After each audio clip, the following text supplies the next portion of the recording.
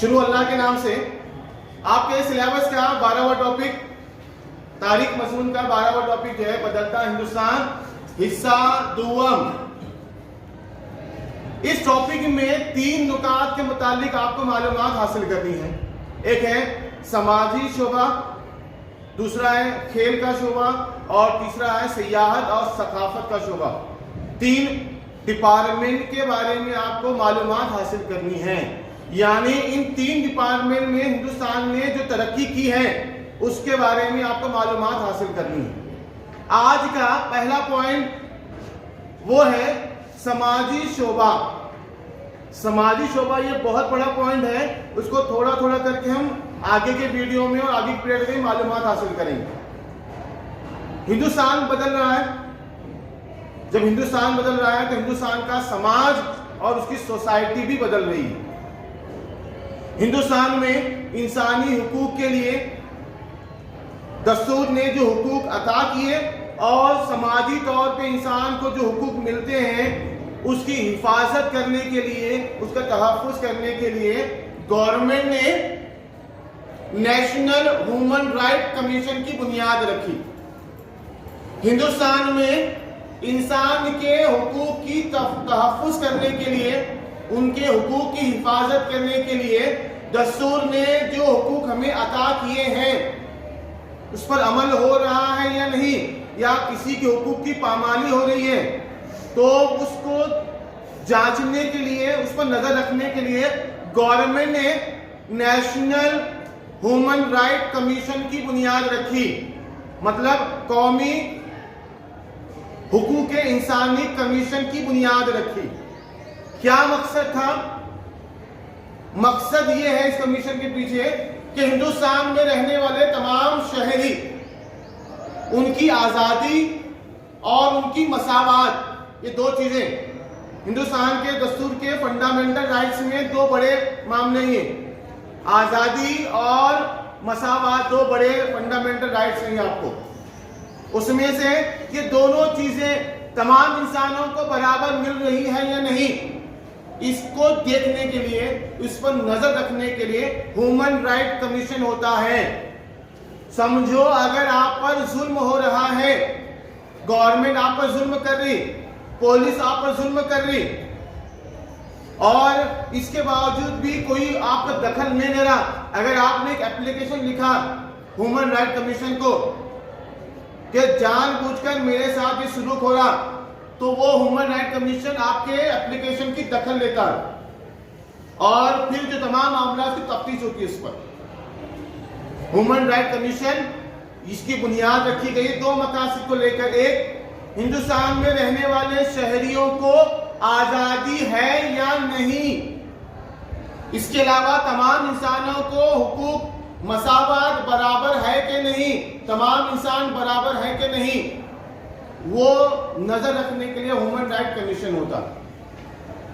अब इसने क्या किया देखो, इसने अब ये दखल कैसे लेता है? एक तो आपने एप्लीकेशन किया, यानी आपको अब जुल्म हो रहा, आप पर जानबूझकर आपको जेल में डालकर आपको मार रहे, इतना मार रहे हैं जिसकी कोई इंतहा नहीं है, कोई जात पात को लेकर आप पर बाहर निकाल रहा है, या आपको आपका हक नहीं दे रहा, या आपको, आप स्कूल जा रहे हैं, कॉलेज जा रहे हैं और आपको कोई जो है जानबूझकर पढ़ा नहीं रहा, तो उस सूरत में आप ह्यूमन राइट कमीशन को आप अरीजा लिख सकते हैं। एक तो आप खुद कर सकते हैं। दूसरा, अगर आपने एप्लीकेशन नहीं दिया, पेपर में आता, न्यूज़पेपर में और इलेक्ट्रॉनिक मीडिया में न्यूज़ जो खबरें होती हैं, जो टीवी चैनल पर होते हैं, जो अलग अलग हिंदी न्यूज़ चैनल है, मराठी है, इंग्लिश है, अगर वो न्यूज़ चैनल पर कोई खबर आई या अखबार में कोई खबर छपी जिसकी दखल ह्यूमन राइट कमीशन ले सकता है,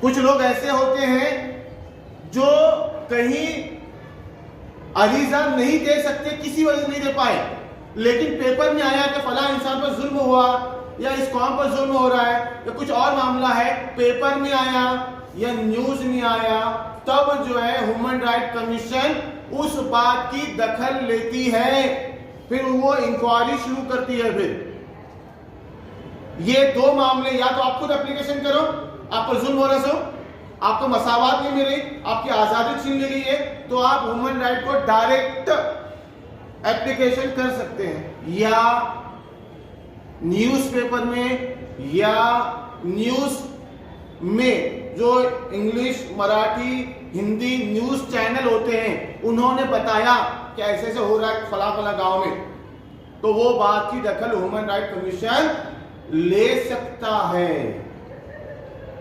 अब समाजी शोबे में एक बड़ा पॉइंट है सेहत, जो इसी पॉइंट का समाजी शोबे का पहला पॉइंट है सेहत।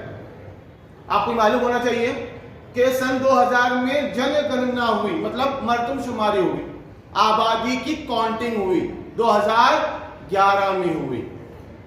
उस 11 के मर्दमशुमारी में जो सर्वे हुआ, जो मालूमात सामने आई, वो एक बहुत बड़ा धक्का था हिंदुस्तान के समाज के लिए। क्या था वो? 2011 के मर्दमशुमारी के लिहाज से 1 साल से लेकर 6 साल, यानी 6 साल तक के बच्चों में 1000 लड़कों के पीछे 914 लड़कियों का तनासुब। 1000 लड़के हैं तो उनके मुकाबले में 914 का तनासुब, बहुत बड़ा फैक्टर है ये। 6 साल तक के उम्र के बच्चों का जब सर्वे हुआ तो ये मालूम हुआ जहां हिंदुस्तान के समाज में 9000 लड़के पैदा हो रहे हैं, उनके मुकाबले में 914 लड़कियां पैदा हो रही हैं। बाकी के बैलेंस चुका ना, यहाँ पर बैलेंस चुक गया। कैसे चुकता बैलेंस? ये हुआ क्यों? हमारे हिंदुस्तानी समाज में एक दकियानूसी बात चल रही है। क्या है मालूम है आपको? वो ये है कि लड़की पैदा होने से पहले ही दवाखानों में जो है सोनोग्राफी के जरिए मां के इसमें क्या है, लड़का है कि लड़की है, वो चेक किया जाता था। और अगर मालूम हुआ, डॉक्टर को बताता था पहले कि लड़की है, तो कुछ दकियानूसी सोच रखने वाले जाहिल लोग, मैं जाहिल कहूंगा, उसमें पढ़े लिखे लोग भी आते हैं, अनपढ़ भी आते हैं। पढ़े लिखे और अनपढ़ दोनों किस्म के जाहिल इसमें शामिल हैं। डॉक्टर कहता था लड़की है, तो वो पेरेंट्स, वो माँ बाप जो है उस लड़की को पैदा होने से पहले ही इसका कत्ल कर देते थे। मैं जानबूझ के इस्तेमाल करूं वर्ड, कत्ल, मर्डर है ये।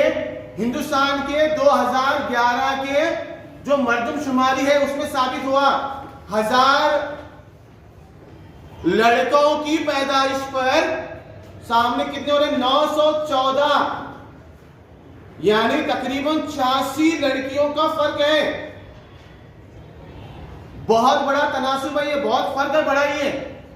जबकि हम बात करते हैं लड़का और लड़की मसावत के बारे में, कहां है मसावत? ये अभी बोला मैं ह्यूमन राइट कमीशन, बराबरी का कहां है बराबरी? बराबरी नहीं है। हमारे हिंदुस्तान में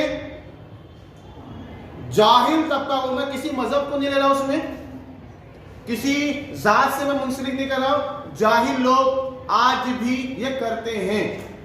2011 के पहले तो बहुत हुआ ही, सोनोग्राफी सेंटर में जाकर चेक करते थे, लड़का रहा तो उसके आगे कंटिन्यू, अगर लड़की रहा तो वहीं पर उसका मर्डर बोल रहा हूं खास तौर पे।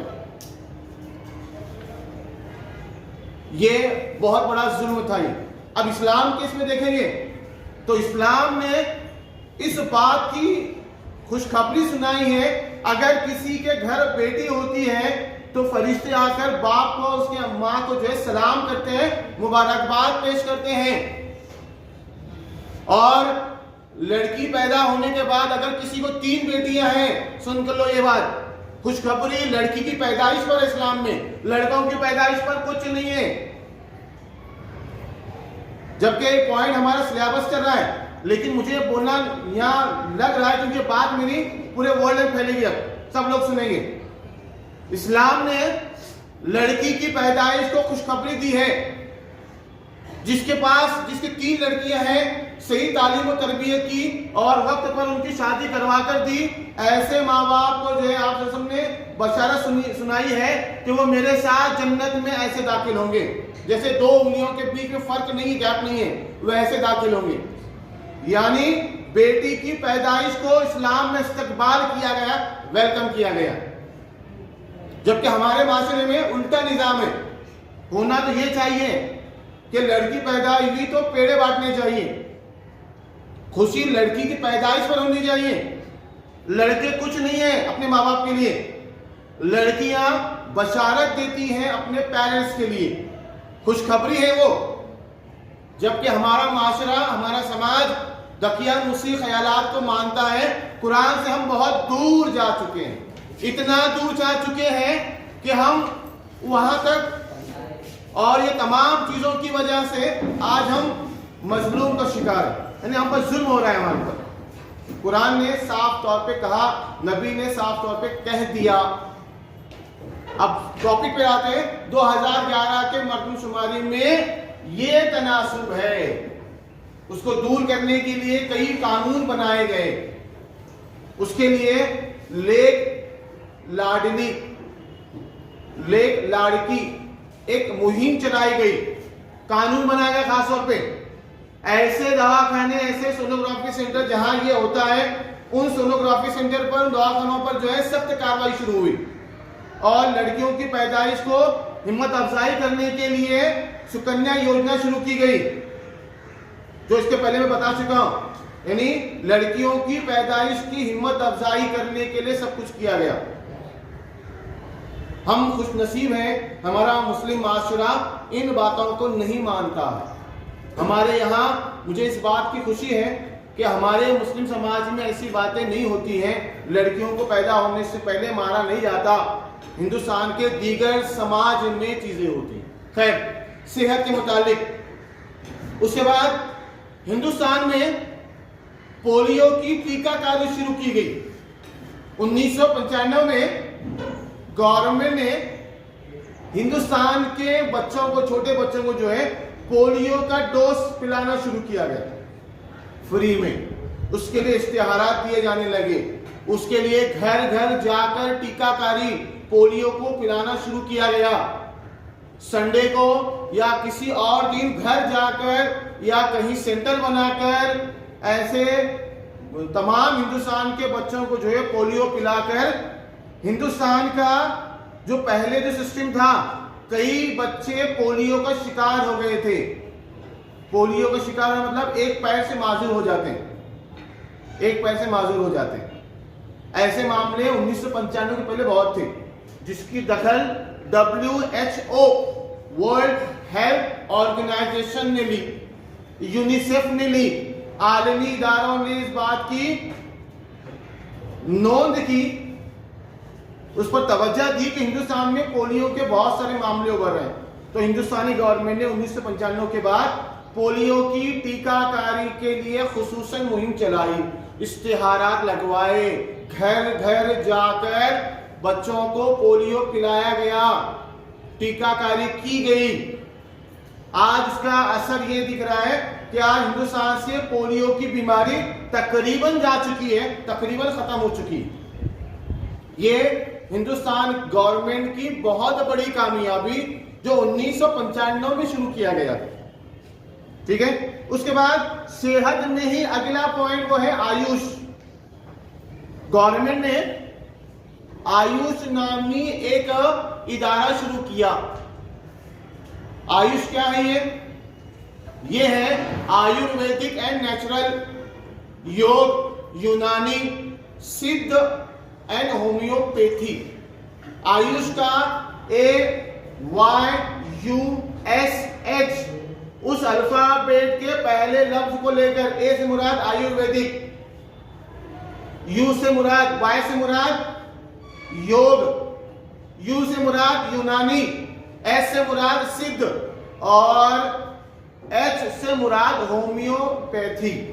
यानी तमाम इलाज करने के तरीके को मिलाकर गवर्नमेंट ने आयुष इस डिपार्टमेंट की बुनियाद रखी, जिसका मकसद है हिंदुस्तान में लोगों के सेहत के मुतालिक ध्यान देना और इनसे मुख्तलिफ किस्म के राय और मशवरे मंगवाकर लोगों के सेहत पर खुसूसी तवज्जो दिया जाए। ठीक है, याद रहेगा ये।